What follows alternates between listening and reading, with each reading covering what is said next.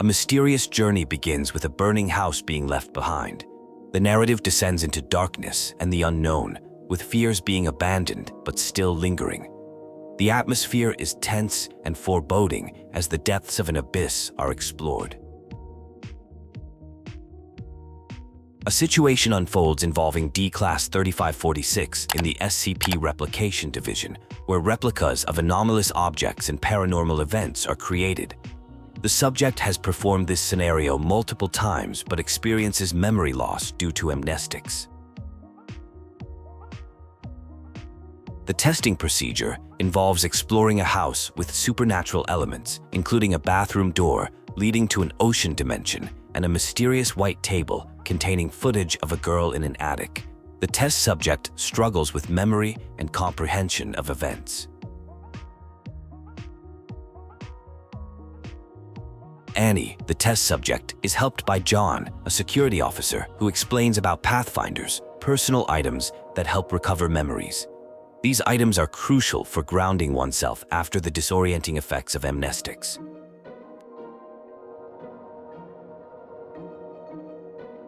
Through Pathfinders, Annie recalls her past, her father's abandonment, winning a science fair with a radio tower, and a mysterious note from her father promising to return. She also has a locket from her mother, who died before Annie could meet her.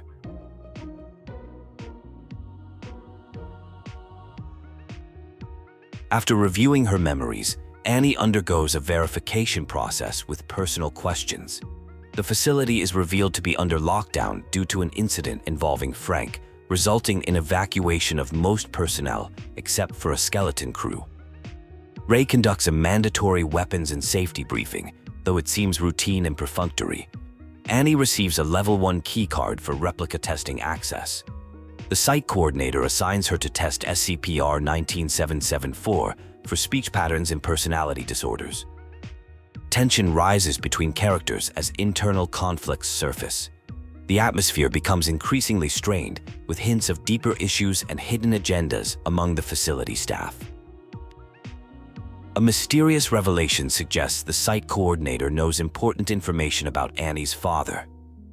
A plan is proposed to access the coordinator's office during the lockdown to uncover the truth about her father's disappearance, taking advantage of safety protocols that would force his evacuation.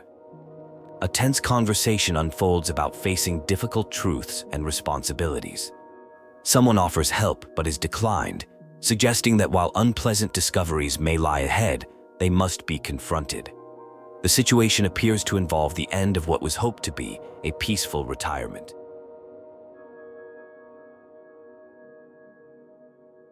A task is completed, warranting both sympathy and congratulations. The person in charge makes it clear that work must continue until the shift ends, emphasizing the burden of responsibility that some must carry while others do not. A confrontation occurs regarding a crime scene. Though evidence is lacking, suspicion is strong. A threat is made that if any connection is revealed through interrogation, severe consequences will follow, including imprisonment and physical suffering. During bucket duty, a deep conversation reveals a tragic backstory about lost MTF teammates. The speaker was demoted after a controversial operation where they were the sole survivor. Their warnings were ignored by superiors who cared more about documenting SCPs than preserving lives. A recruitment interview takes place with candidate 3546. The candidate, Annie, is offered a chance to escape legal troubles by joining a mysterious organization. The catch involves taking memory-altering medication. Despite the sketchy terms, Annie accepts, preferring to forget her past. A plan involving the bucket requires Level 5 clearance. A security guard with the necessary access and a grudge is identified as a potential ally. The situation is presented as an opportune moment to take action. Annie approaches John for help breaking into the site coordinator's office. She reveals experiencing flashbacks about a mysterious house and seeks information about her father. Despite initial hesitation, John agrees to help trigger a Code Crimson lockdown using the bucket. Aftermath of a dangerous situation where John nearly died. Ray angrily confronts someone about their reckless actions and lack of concern for others' safety. The tension is high as Ray refuses to look at the person responsible. A director's journal entry discusses testing of SCP-9237, a mysterious house. Subject 3546, Annie, has an unknown connection to the house and is experiencing memory relapses despite amnestics. The facility aims to retrieve the original house, which Annie's father somehow accessed. A recorded message from Annie's father reveals his knowledge of her special nature. Meanwhile, someone struggles to properly record the house through a camera, showing frustration at their inability to make it cross over. After an hour's absence, someone returns with newfound clarity about their destination. Plans are made to meet at the replication testing elevator after lifting a lockdown. A casual workplace conversation reveals high spirits and enjoyment at work. There is uncertainty about future events, but there is confidence in facing whatever comes next. The discussion touches on someone's unexplained absence, though it is brushed off as being none of anyone's business.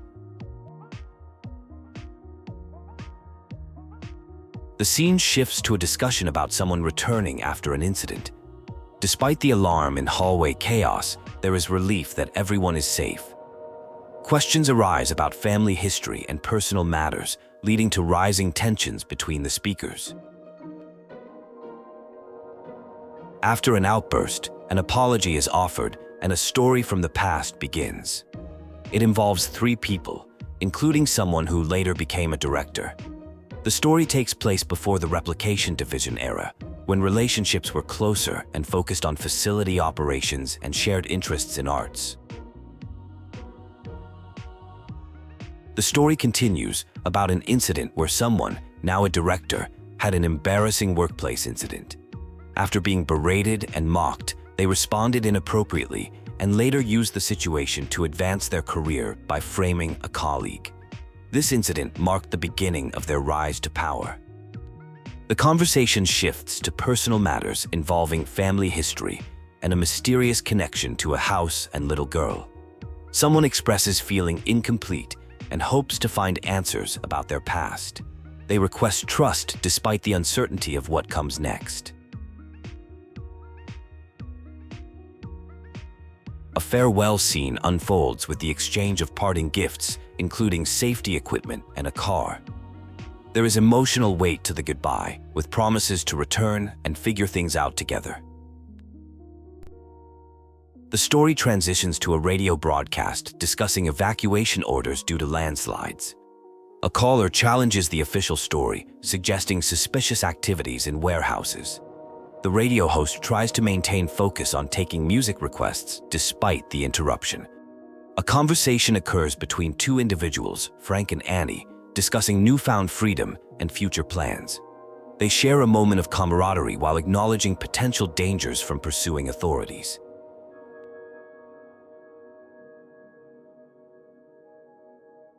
The scene shifts to a spooky tale broadcast called Tales from the Nether.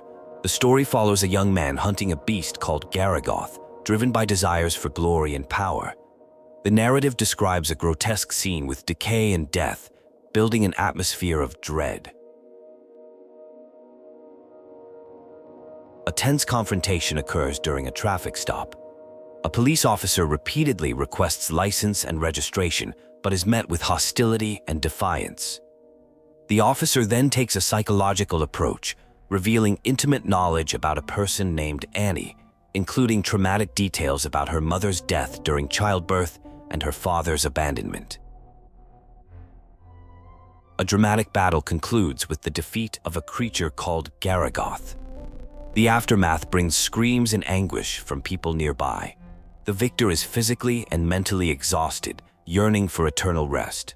They make their way to some cliffs, contemplating their next move while experiencing a vision of being cradled by their mother as a child. A recorded message warns about a mysterious family house that can only be seen through a special camera. The speaker, seemingly a father figure, explains they tried to protect others from the house's dark influence, but now realizes they must let others face it themselves. They urge whoever finds this to escape quickly. An emotional conversation takes place with someone named Timmy, involving apologies for past absence and a request for help involving an emblem. The speaker makes a pinky promise to make things right and stop the house from causing further harm. A recorded message reveals involvement with a group opposing the SCP Foundation, which contains and studies anomalous entities. The speaker tells their daughter she is special and will be key to bringing about a new era. The scene shifts to a Christmas gift of what appears to be recording equipment. The narrative reaches its climax with an emotional reunion between a father and daughter. The father, clearly injured, expresses regret and asks for forgiveness. The situation becomes dire as SCP Foundation forces arrive, demanding the surrender of class number 3546, now designated as SCP-9274.